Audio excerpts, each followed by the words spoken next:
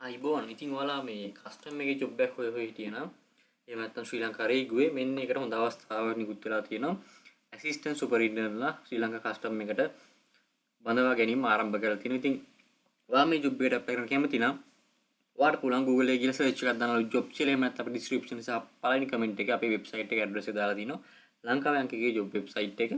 ආවට පස්සේ ඔයාලා බලාගෙන පුළුවන් ට්‍රෙන්ඩින් ජොබ්ස් වල තියෙනවා ශ්‍රී ලංකා කස්ටම් ජොබ් වේකන්සිස් කියලා. අපි පොඩ්ඩක් ගිහිල්ලා බලමු. කොහොමද ඔයා මේ කස්ටම් එකේ ජොබ් එකට අප්ලයි කරන්න කියලා.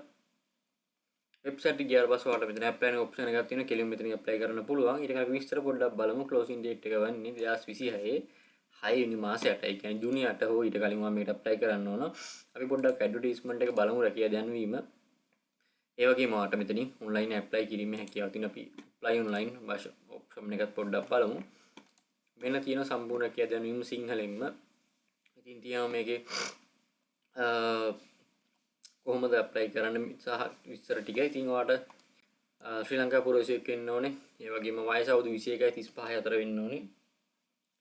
එතන ගියාම මෙතන තියෙනවා ශාරීරික යෝග්‍යතාවය අඩි 5යි අඟල් 5ක් ඕන.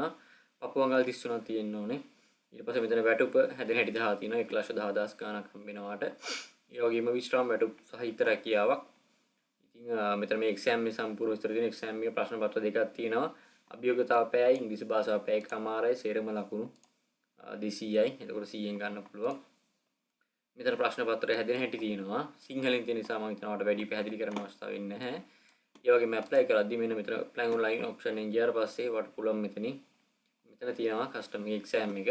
මෙන්න මෙතනට පුළුවන් වාට ඔන්ලයින් ඇප්ලයි කරන්න මේ තියෙන්නේ. මෙතනින් ගිහලා වාට ඇප්ලයි කරන්න පුළුවන්. කස්ටම් මේ ජොබ් එකට වාගේ මේ විස්තර ටික දීලා ඔන්ලයින්.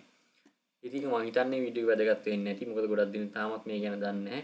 ඒ වගේම අපේ channel එක subscribe කරන්න කියලා මතක් කරනවා. මගේ යාළුවන්ටත් බලන්න මේ වීඩියෝ share කරන්න. එහෙනම් තවත් මේ රැකිය ප්‍රොපර් හමු වෙමු. ඔයාලා හැමෝටම සුබ දවසක්.